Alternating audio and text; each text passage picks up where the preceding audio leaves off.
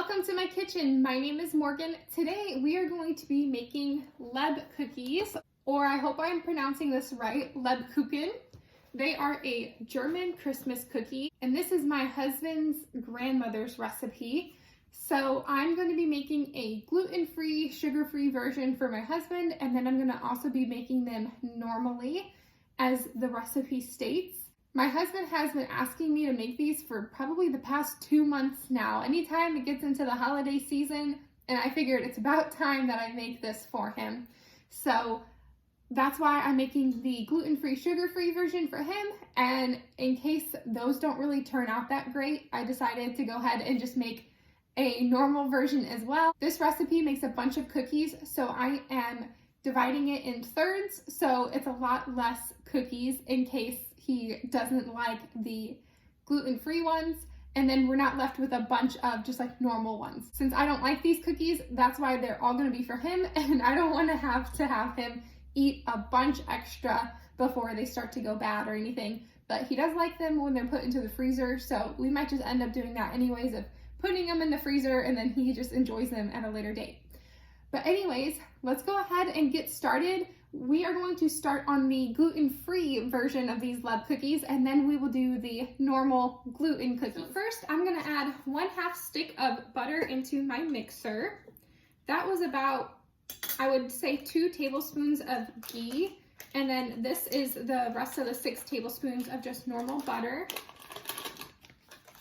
I'm saving my other stick for the normal gluten cookies, so I had to come up with 2 tablespoons worth of some sort of cooking fat or baking fat, and I found the ghee in the fridge, so I'm like, I'm just gonna go ahead and use that. Next, you need 3/4 cup of a sweetener, which we would normally use sugar, but instead I'm gonna use allulose.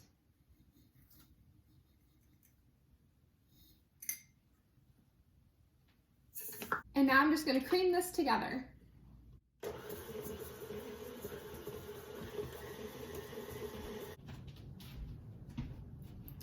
All right, so the butter and allulose have been creamed together. Next, I'm gonna add 1 egg.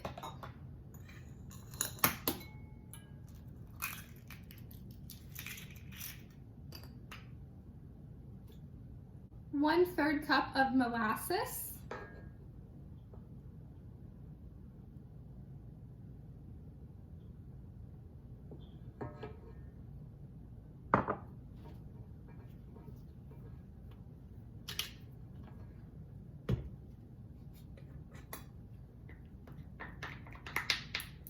And a splash of vanilla. And give it another mix. All right, now that this is all mixed together, we're gonna add our dry ingredients. So I'm gonna add 1 1/3 cups of gluten-free baking flour.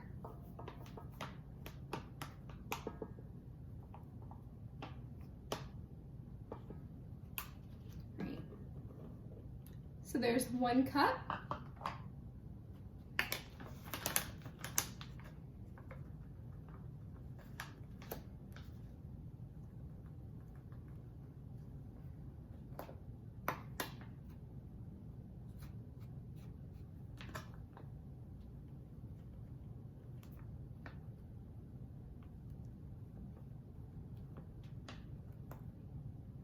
We're going to count this as a 1/3 cup. Since my 1/3 cup is sticky with molasses, I didn't want to use that for the flour because that would just be a sticky mess trying to get it out of there. Next is a 1/3 cup of cocoa powder.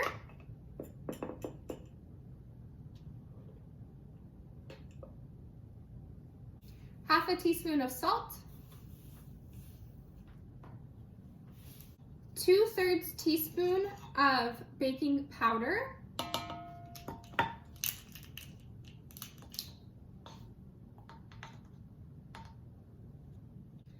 A 1/3 of a teaspoon of cinnamon, a 1/3 of a teaspoon of allspice, and a 1/3 of a teaspoon cloves. And mix.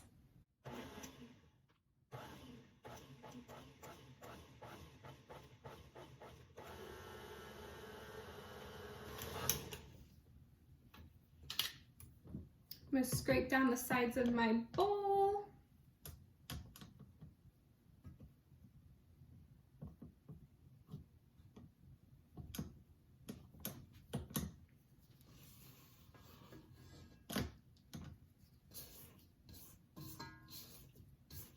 And give it one more mix.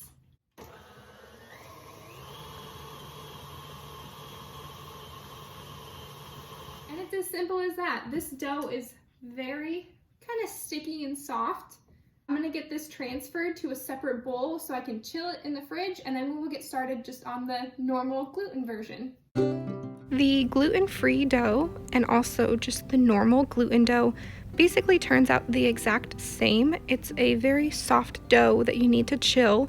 That's why it is very important to chill the dough before you ever attempt to even roll it out if you choose to go that route. But I am going to be scooping this dough out with a cookie scoop, so I am not worried about rolling it, but just make sure to chill your dough. All right, onto the gluten version. I'm just reusing everything that I used for obviously the gluten-free version. I'm not going to clean anything just because it's not going to make that much of a difference. So just going to do the same exact thing over again. This is 1 stick of butter, and it is room temperature butter. Had it sitting out for a while. Next is 3/4 cup sugar. And I'm going to beat this together.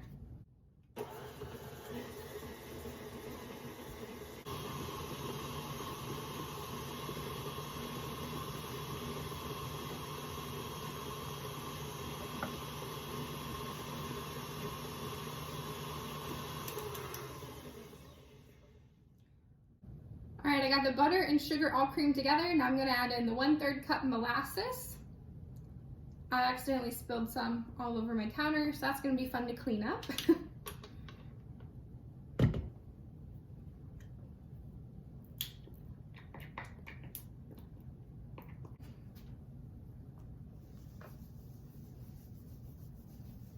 Figured might as well clean it up while it is still wet and not hardened onto my counter. A splash of vanilla.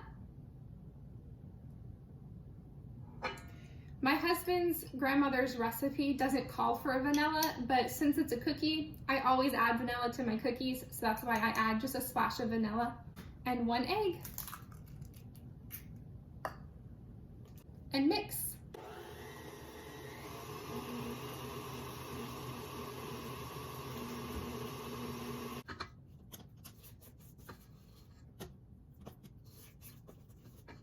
All right, now I'm going to add 1 1/3 cups flour.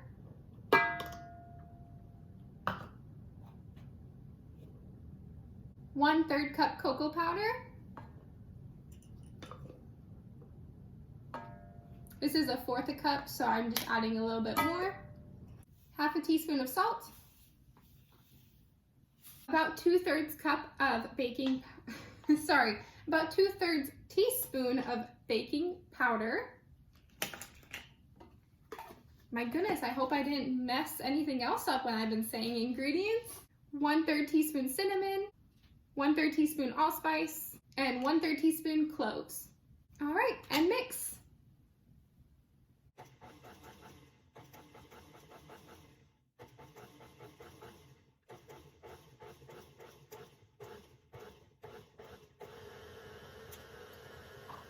Now I'm just gonna scrape down my bowl like normal.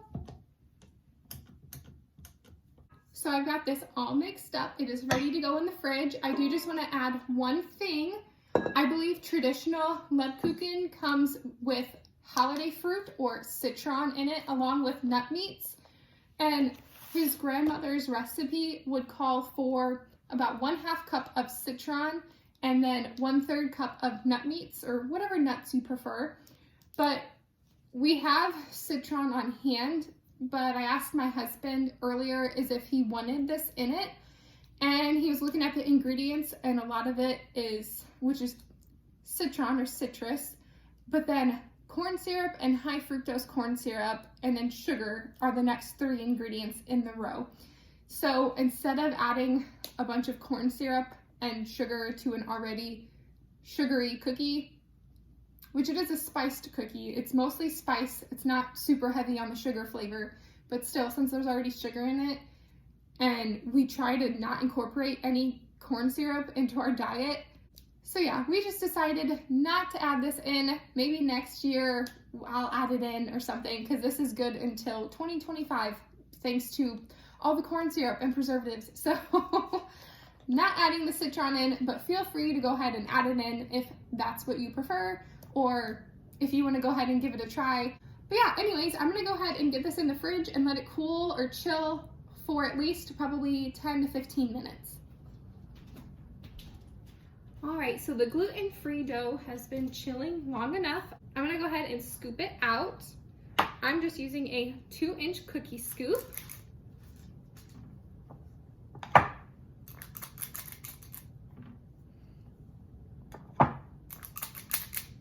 Traditionally, you would roll these out and then cut them, but I like my cookie scoop. I do not have the energy to roll these out and cut them out and then bake them today. So if you want to roll them out and cut them out, be my guest. But I'm just going to use my cookie scoop. I'm going to flour my glass with a little cocoa powder and then smash each one of these cookies down.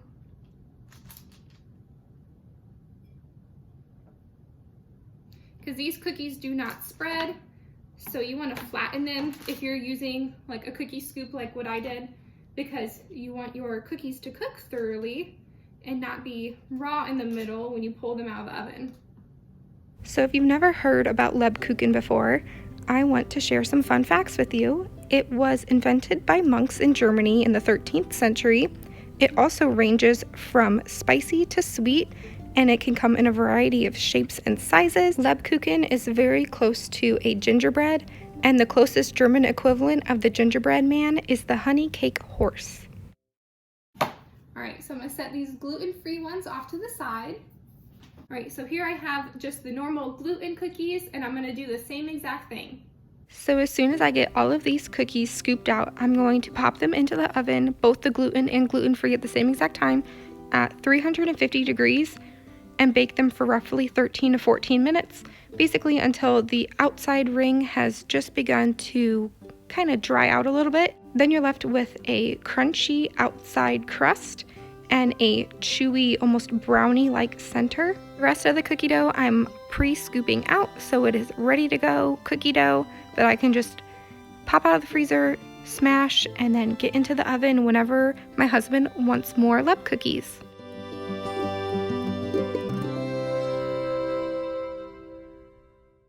All right, so here we have it. We have the gluten Leb cookies on this side and the gluten-free on the other side. I think they turned out absolutely amazing for what they are. I am not a fan of these cookies, but my husband absolutely loves them. I would describe these cookies as chocolatey, pulpery, and I think that is the perfect description for them. When you go to serve these, you can make a white buttercream frosting to frost the top of these, but I'm not going to do that since my husband likes to eat as little sugar as possible. So that's why I'm leaving these cookies plain, but feel free to add it. That adds definitely an extra sort of sweetness to it that kind of helps cut the pulpery, spicy as in the spices in it, not hot spicy, but that helps kind of cut the spiciness of it and adding a little bit more sweetness. But I hope you all enjoyed this video. I absolutely love having you in my kitchen with me. If you liked the video, make sure to leave a like, comment, and subscribe. And I cannot wait to see you all in the next video. Bye!